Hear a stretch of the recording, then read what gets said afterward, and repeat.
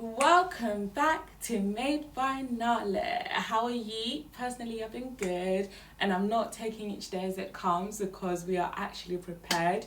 So I'm coming back from holiday, guys, and honestly, I've been so inspired.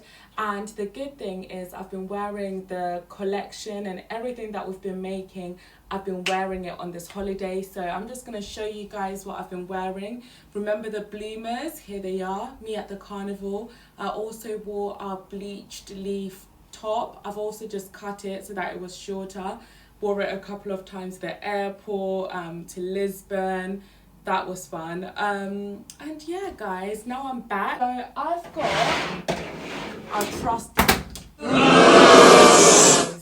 I nearly just chopped my toes off for the love of DIY.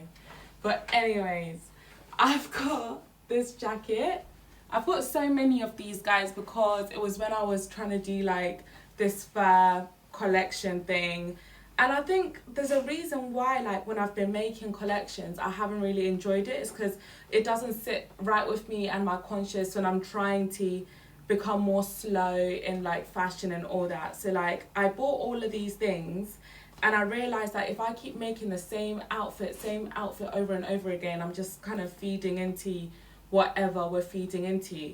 Even though I wanted like a limited piece, or like 10 of these and then it's done. That's what I wanted to do, but then I just changed my mind.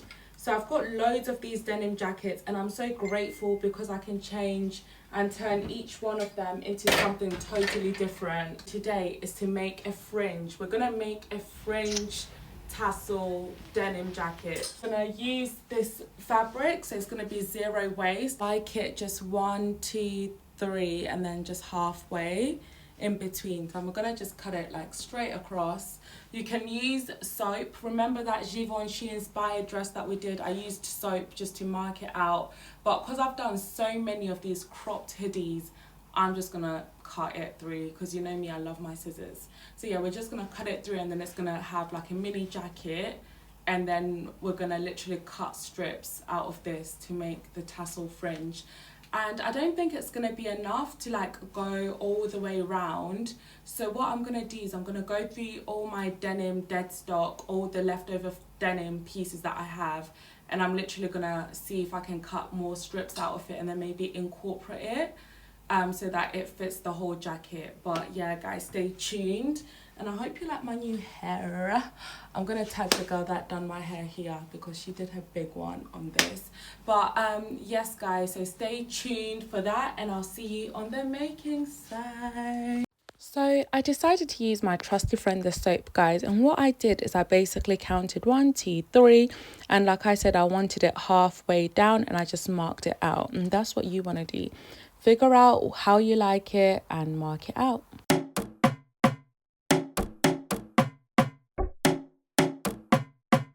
Once that was done, I got my trusty scissors and I literally started cutting to make a cropped jacket. That's what you want to do.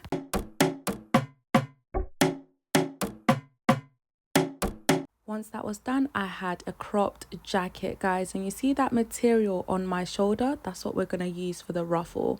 And I just kept it like basic like this, and you just want to put that to the side because we're working with this material that I'm holding in my hand. And I just wanted to keep as much of the details the same. So I literally just cut strips from this point. The best way to do this is just to lie down the material and literally cut strips right up until the end.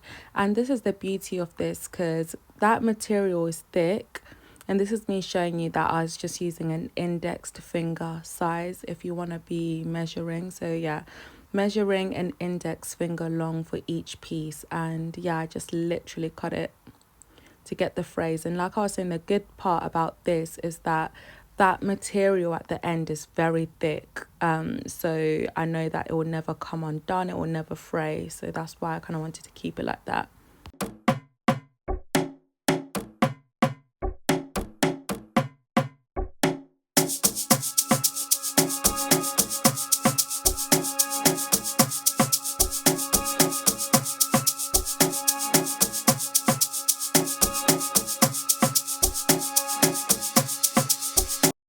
So once I had cut the first half, I realized that I needed more frays. And this is the beauty of using a glue gun on some of your DIYs that you're a little bit unsure of. It's because you can just rip it off.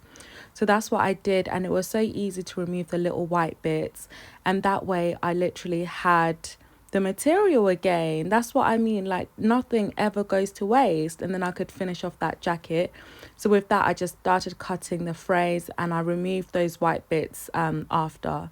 All I did was just take my time peeling each bit off. It wasn't too bad.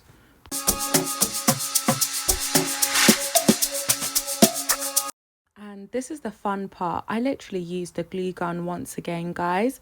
So where the seam was on the jacket, I just followed those lines. So if you're using a denim jacket, just follow the original lines and stick the frays on top. So that's what I did.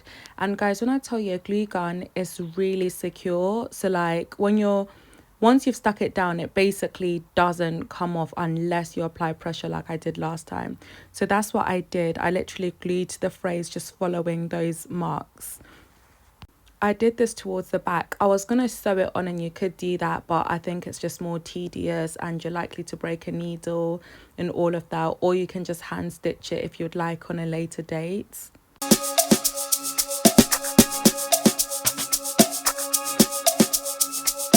And guys, this is how it looked. I was so in love. Like, look at the movement. I felt like a bird. Yeah, see you next week. Yeah, yeah.